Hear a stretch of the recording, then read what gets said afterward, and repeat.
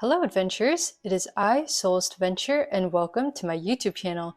And before we dive into today's adventure, I did just want to give a special shout out to all of our Patreon members. I'd love to give a shout out to our 3 Dungeoneers. We have Chris John, Old School Dungeon Master, and Irakura Lane.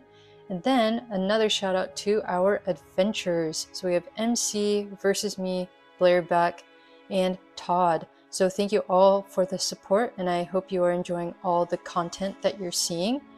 Just an update, I am working on a new, solo adventure game, and I'll keep you guys updated on it, but it's going to be a sci-fi theme. So this is the first time I'm going to be designing something in that genre, and it will be called MECHA ADRIFT. I'm really excited to share more. I have some art up, and then I have a basic outline of how I want the mechanics to go. But anyways, I'll keep you guys posted on that. And if you want more updates about any of my projects or even my art projects as well, feel free to join my Patreon. So we will begin our adventure today. It is a Wednesday, and I decided to do Wildcard Wednesdays, so my pick. And today we'll be diving into MORKIN, the Lords of Midnight solo adventure game. So where we have left off in this. So we have our character. We were able to get all the stats figured out for MORKIN, and we also were able to get his abilities, HP, fatigue, all of that. And now, before we go into the actual start of the adventure, we do need to get some gear. So I do have 40 coins and 15 silver coins as well. So for the 40 coins, I believe that is something that is given to you, and you have to use all of it or else you lose it. But the silver coins here, after doing the math, depending on what your stats are, you get a certain amount of coins.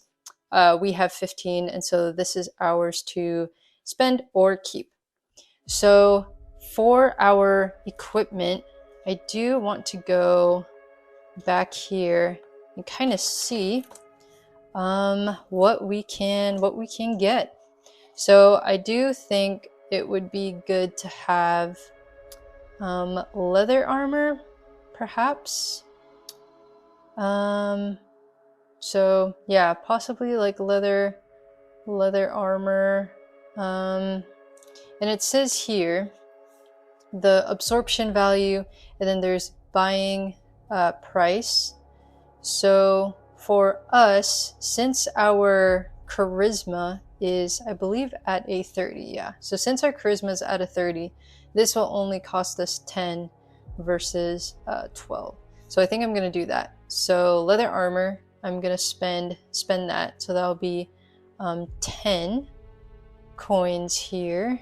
So yeah, so I think that's what I'm gonna do. So we're gonna do leather armor, and that will be 10. So we'll just erase that. And leather armor absorption value is 1. So we have here, and then we'll make a note that it's leather armor. And it looks like we don't have any bonuses for that.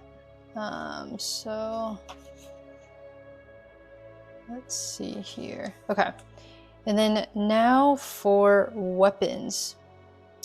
Something I noticed that's actually kind of weird is we have one-handed sword and then a one-handed axe, but they do the same exact amount of damage, but this one's more expensive than sword. The axe is more expensive than the sword. It's the same thing here for the two-handed. It's kind of odd, but let me see. I do think though I would want to do a one-handed sword, so I guess I'll save a coin here. So that'll be 11 coins that I'll spend. So I'll do, or no, sorry, 10. 10 coins here. So I'll do a one-handed sword, and that'll be d6 damage. So we have here d6, and then one-handed sword, and I don't think we get any bonus there. And then I guess we can also look at just other stuff that we can buy, like lockpicks. Let's see, how is my orientation skill? Because I'm thinking like a compass would be good. Yeah, I think that'll be good here.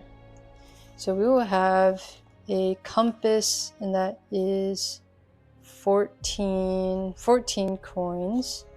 Okay, so we'll do one compass. So we were at 30 coins, and then we just spent 16 coins left. I think I do want to have maybe like camping gear here. I think that'll be good. So yeah, I think camping gear would be nice. Oh, whoops. Nope, that's too expensive. Probably bandages and rations then. So, okay. So we will do bandages 5 units. Okay. So, yeah, let's do that. So 5 bandages, and now we're left with 14 coins here. So let's see what else.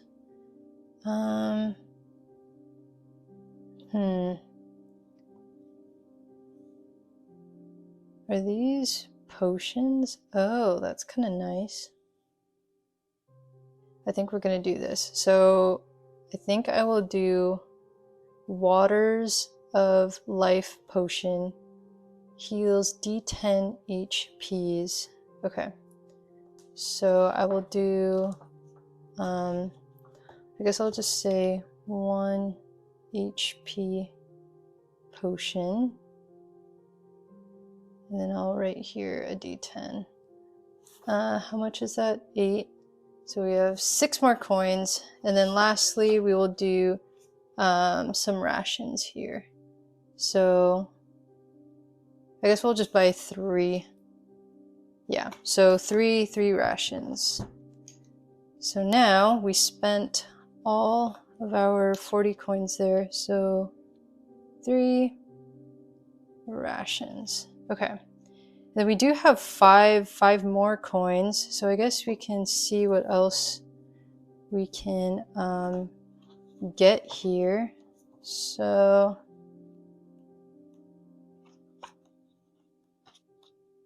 let's see. We have 5 more coins. Actually, we'll do a vial of antidote. Let's do that. So we have 1 coin left, and then we'll do 1 antidote. There we go. Okay, cool. So I think we have everything that we need here. Also, I just realized I don't think I did the math right, and I forgot to subtract from my coins how much the leather and the sword cost me. So yeah, but whatever. We're not gonna fix that. But okay. Anyways, I think we are ready to begin. So we have our let's see. So we have our equipment. And we do have a horse, so that is nice. And our backpack is completely full. So that's something to keep in mind. We would have to either like get rid of something or use something if we want to make space, or if we can find a special backpack or something that can hold a couple more things. Okay, so when we play, we will be doing this kind of gameplay loop here. So this will be a brand new day, and you check the weather, conditions, and ice sphere. And we have our adventure sheet here, which can mark all of that. We have the calendar here, the ice sphere here, and then quarters of the day. So it is a new quarter, and you can choose which of these like actions, right, to do. And then after that, is it night? Then yes or no. If it's a yes, you consume a ration, and then you mark a new day on the calendar. And then this is nice too. This is here, a battle board to track combat. So okay, and I feel like we'll play and learn how the gameplay loop kind of goes. But here are all the descriptions on kind of what each action like looks like. And then we have a section here where you explore caverns and ruins, but I feel like we're not going to get to that until that actually like happens. And then we also have the opportunity to recruit companions, which are really nice, and those are found at special sites. And here are the different types of companions that we may come across. Combat damage, again, I think we'll just keep learning as we play. Combat order is going to be important, because if we do have a companion, then the order is crucial, because depending on how the turn and the sequence goes, you have to kind of track like when you take damage and how much you take damage and stuff. So let's see, what else? Yeah, I think that's it. So I guess we can start. So our adventure has finally begun. Okay, so I will place my character sheet over here on the side, and then I got my dice over there, and then we will get started. So here is the start. Of course I will go, father. Don't wish me luck. It's Doomdark who will need it.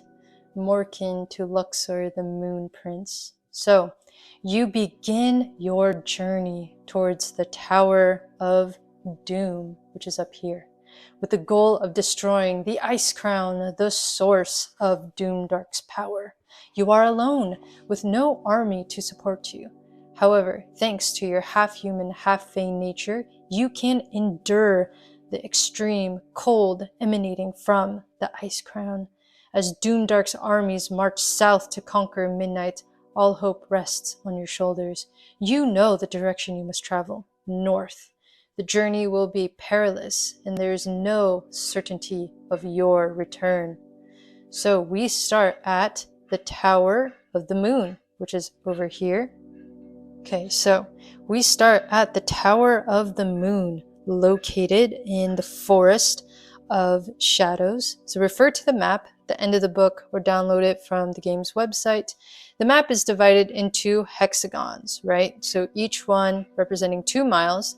So you find the hexagon containing the Tower of the Moon, so which is right here. And then marked with number 1, place a figure or a marker representing Morkin in that hexagon. So I guess we can use this mini.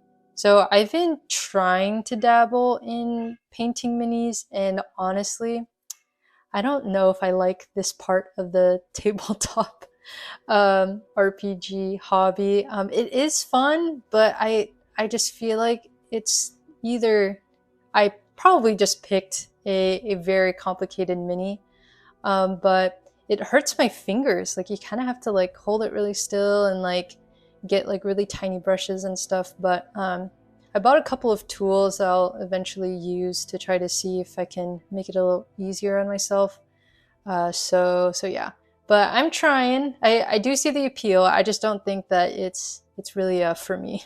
But anyways, so we will use this mini to represent Morkin, and we are at the Tower of the Moon.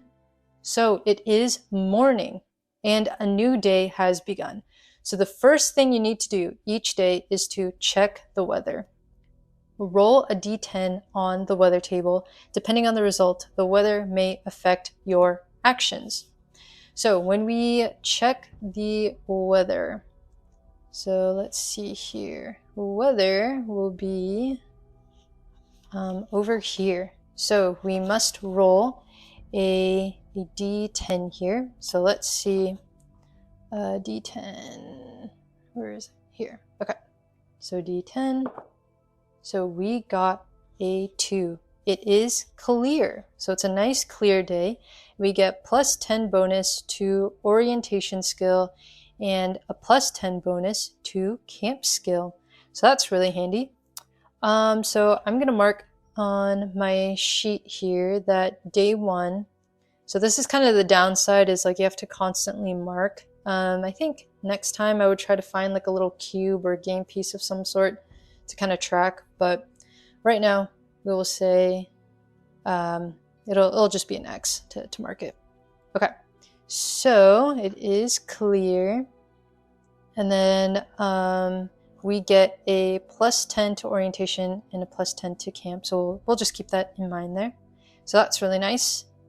And then now, since you are at one of the special sites, so the Tower of the Moon right there, so that is a special site, we will roll on the special sites table to discover what is happening in that hex. So let's see, we will do Tower of the Moon, special sites table, special sites. Okay, so, oh, we don't need to roll. Okay, so Tower of the Moon in the Forest of Shadows. Okay, so this is what we find. You find yourself within the ancient Tower of the Moon, deep in the Forest of Shadows, where the Council of the Wise has gathered in a final stand against Doomdark. With you are Luxor, the Moon Prince, Rorthron, the Wise, and Corlith, the Fae. Their mission is to rally the armies and defend the lands from Doomdark's advancing forces. Your path, however, is different. As one untouched by the Ice Sphere, you are tasked with journeying north alone to find and destroy the Ice Crown, the source of Doomdark's power and Midnight's eternal winter. The fate of the realm now rests on your shoulders. Okay, so it looks like everyone in the Tower of the Moon, everyone's just kind of talking about how they can gather armies, how to up their defense, right, against Doomdark's forces. So let's see. What else? As you already know, the day is divided into 4 parts called quarters. So morning, afternoon, evening, and night. So that's a nice little graph there. Or not graph, image there. You can now perform one action during each quarter of the day. So since you are in a tower, the towers are vital for guidance and obtaining help. I recommend that your action during the morning quarter should be to seek. Mark the morning quarter and the seek action on your adventure sheet. Then roll on the seek table. Having completed your first action, you now advance to the afternoon quarter. It might be wise to begin your journey north, so your action during the afternoon quarter will be to travel. Okay, got it. That makes sense. So I think we will do exactly that then. So it is the morning quarter and we will do the seek action. So here we will mark that there. And now we shall see, I do have the player reference here, which is really nice. I think I'll probably use this from now on if I'm going to consult tables. So let's see here. We are at a tower. So we will roll a d10 and let's see. Okay, so we got a 9. So 9 over here. It says, a voice calls, looking for the Tower of Doom. You must seek the Forest of Doom. You gain a thorn shield. for the remainder of this day and the entirety of the following day. Whenever any member of your group takes damage, the attacker suffers a d6 minus 2 damage. Ooh, well, that is nice. Okay, so we must seek the forest of doom here. Thorn shield. So I'll just make a note here that this is only for day 1 and day 2 actually, because they said all of today and tomorrow. So days 1 through 2 for the thorn shield. The attacker suffers, I'll just say here, attacker suffers a d6 minus 2 damage. Okay, so that's whenever we take damage. So PC damage, then enemy takes that damage. Okay, yeah, so I will make a note there. Okay, cool. So we need to go to the Forest of Gloom, and we don't really know where that is just yet, but we were able to find some help, so that's nice. And then now we are, let's see. Okay, so seek table. Having completed your first action, you now advance to the afternoon. Okay, so afternoon, it would be wise to begin your journey north. Okay, so your action during the afternoon quarter will be to travel. Okay, so we will put an X here for travel, and then we shall see the travel table here. So let's see here. We want to travel, so move to an adjacent hex and do the travel action. So if we're here, I do want to go, we do want to just head north, so I think I'm gonna go to just this one over here, which looks like it's a plains. We can do 3 hexes per quarter of the day, so we can do like 1, 2, and 3, and then end the day on the 3rd one. We could do that. I do have, I think, a bonus here, so which I forgot to write. I do get a +10 to orientation skill because of my bonus, so I'm going to do a +10 here because of this compass. Orientation, cool. Okay, so I guess we'll roll. So let's see.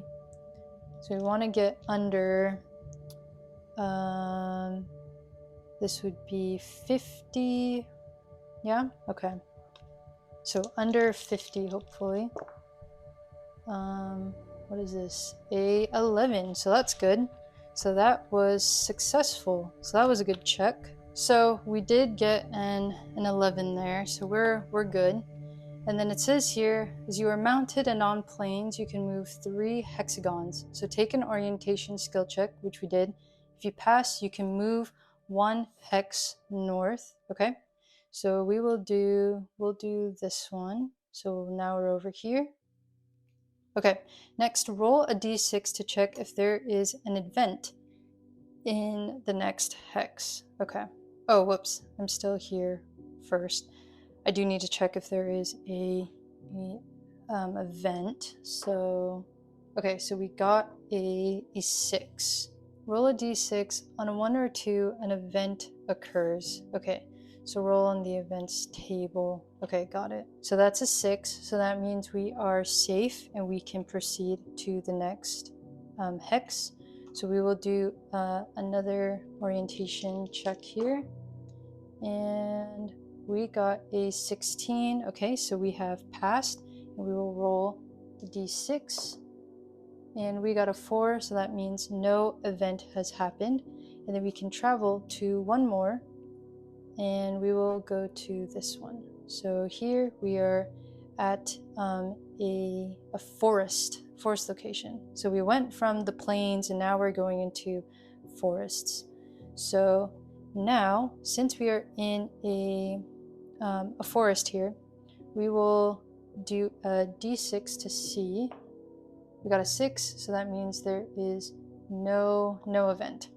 We just did evening, okay, travel, and then we are ending the day in the forest. So now it is nighttime, and, or actually, we didn't travel. I should say this is whatchamacallit. I guess we will camp here now. So I guess we have to do a camp skill check. Okay, so positive if clear. So we do get a plus 10 there.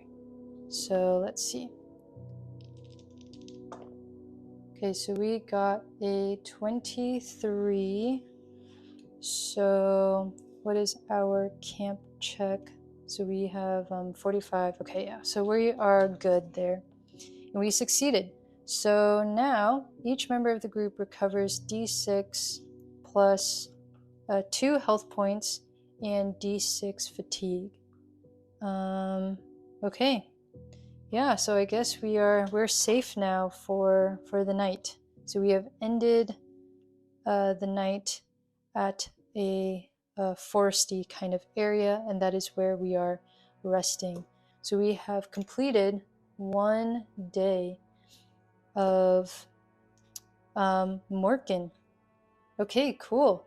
So that is day 1. So it looks like it was a safe journey, and nothing crazy happened. But that is how actions and the gameplay loop kind of works. So we like travel, do a check, and then we pick an action, and we see if an event happens. So yeah, okay. Yeah, I think I'm getting the hang of this now, and I do want to keep this player reference handy. I feel like so far the downside about MORKIN, at least in my opinion, is the black and white. I guess it's a little bit too hard for me to kind of read the map. I feel like if I had it like online as like a PDF, that'd be a lot easier to use, and I can like zoom in and stuff. But printed, it is a little hard. I feel like if it was a little bit of like color in this particular print, that would be very, very helpful. In terms of the flow of play, I think it makes sense. I think just in my head, I got a little confused on kind of which step kind of happens like first. But honestly, the fact that it's broken down into quarters of the day, that is like really nice. So basically, when it's a new day and we want to choose the action, we can travel, then that is where we would roll for a skill check, or if it's like seek, for example, or if we're camping, all of these are associated with a certain like skill check, and certain things happen if it was a success or a fail. But yeah, I think right now the downside about it is just navigating the map with the black and white print makes it kind of hard. Maybe it's also like the font type, since it kind of blends in with the white background. I also will say, while I love the black and white aesthetic, I do find it kind of hard to read through if I am trying to find at a glance very quickly certain like things in the book. Whenever I'm trying to read core rule books, I try to look for bolded like words, or even like certain tables that are like bolded or highlighted. I will say like this box thing for examples are really nice. I also wish that there was some sort of box kind of thing for certain actions or pages to keep it organized, because I'll say this is kind of hard for me to skim through. Yes, it's like, I don't know, indented, and you have like a list of like different things, but I think it's the bold is like blending in with some of the regular or normal text. I don't know what it is. Maybe it's just my eyes. I don't know. But yeah, I think like for this, it's really cool looking, but I will say it is I'm having a bit of a hard time kind of reading quickly or skimming through it if I'm trying to look for something really quick. But I will say the player reference is really nice. If you do just need to like flip through this to find certain things, like here, this is so easy for me to read. Like seeing the bolded here is a lot easier compared to the book. But anyways, that's just my opinions so far of kind of the play experience with Morkin. But overall, really fun and very intuitive, the gameplay like loop. So far I'm liking it. It's just I find it kind of hard to kind of like read through if I'm just relying on the black pages with the white font. I would say if that is not your thing, having the player reference will be very handy for you.